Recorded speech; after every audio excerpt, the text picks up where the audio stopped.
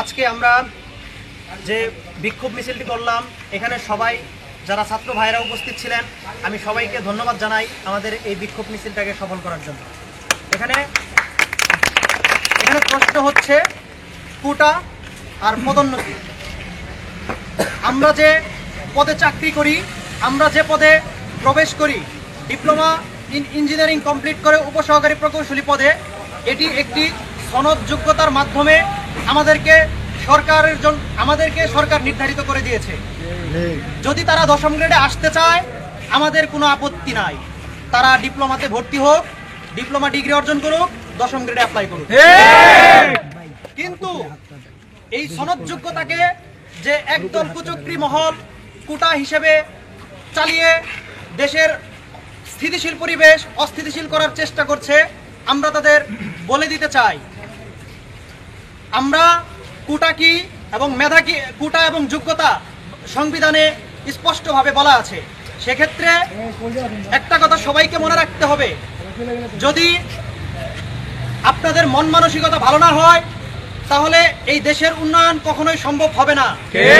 স্বাধীনতার পরবর্তী অর্ধশত বছর পেরিয়ে গেলেও যেখানে বিশ্বের অনেক দেশ যারা আগে বাংলাদেশের থেকে পিছিয়ে ছিল তারা আজকে উন্নত দেশে পরিণত হয়েছে, কিন্তু বাংলাদেশ আজও পিছিয়ে আছে।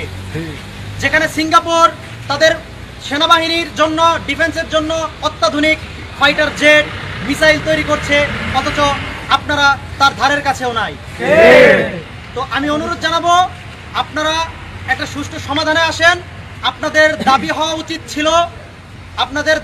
উচিত ছিল বিশ্বের উন্নত গবেষণার সাথে বাংলাদেশের গবেষণাকে ইনস্টিটিউটকে সম্পৃক্ত করা, অথচ আপনারা দাবি জানিয়েছেন আপনারা পদোন্নতি বন্ধ করতে। আপনাদের দাবি হওয়া উচিত ছিল দেশের শিক্ষা ব্যবস্থাকে মানোন্নয়ন করে আন্তর্জাতিক মান সম্পন্ন করতে, অথচ আপনারা দাবি জানাচ্ছেন 9ম গ্রেড থেকে নিচে নেমে 10ম গ্রেডে আসতে। এক্ষেত্রে আপনারা বিবেকবান, বুদ্ধিমান, আমি স্বীকার করি, কাজে আপনারা বিষয়গুলো সবসময় চিন্তা ভাবনা করে দেখবেন। একটা সনদ যোগ্যতা কখনোই কোটা হতে পারে না, পদোন্নতি কখনোই কোটা হতে পারে না। যদি একজন উপসহকারী প্রকৌশলী 5 থেকে 10 বছর দক্ষতা কাজ করে, তার দক্ষতার বলে পদোন্নতি পেয়ে যদি সহকারী প্রকৌশলীতে পদোন্নতি পায়, আর এটাকে যদি আপনারা কোটা বলেন, তাহলে 9ম গ্রেড থেকে আপনারা যে ক্রমান্বয়ে পদোন্নতিগুলো পান সেটাও এক ধরনের কোটা। কাজেই কোটার সংজ্ঞা এবং যোগ্যতার সংজ্ঞাকে কোটার সংজ্ঞা এবং যোগ্যতাকে আপনারা ভুলভাবে উপস্থাপন না করে সঠিকভাবে উপস্থাপন করুন এবং দেশের শিক্ষা ব্যবস্থাকে উন্নয়নের জন্য সরকারকে কি করতে হবে, ভবিষ্যৎ বাংলাদেশকে এগিয়ে নিতে শিক্ষা ব্যবস্থাকে কি পরিমাণ উন্নত করতে হবে সেই দিকে ফোকাস করুন। আমরাও আপনাদের সাথে সায় দেব এবং পাশে থাকবো ইনশাআল্লাহ।